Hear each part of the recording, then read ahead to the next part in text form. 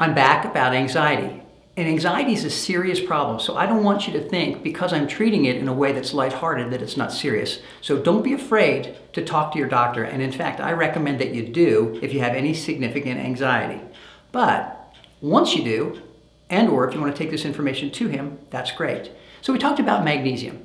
Magnesium malate, a 1,250 milligram tablet. It's pretty big. So if you have trouble swallowing one, you might want to go to a maybe half that size capsule.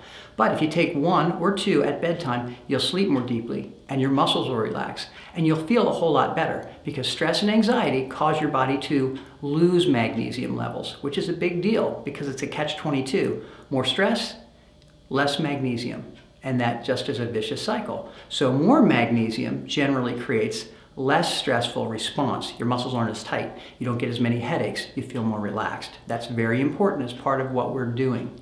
So magnesium is probably one of the first things that I think about besides exercise. The other thing, reduce your intake of caffeinated products. That's really simple. If you really like coffee, you can have some coffee. 1 cup, 2 cups. If you notice that you become more anxious with any of that, including green tea or energy drinks, you want to reduce that.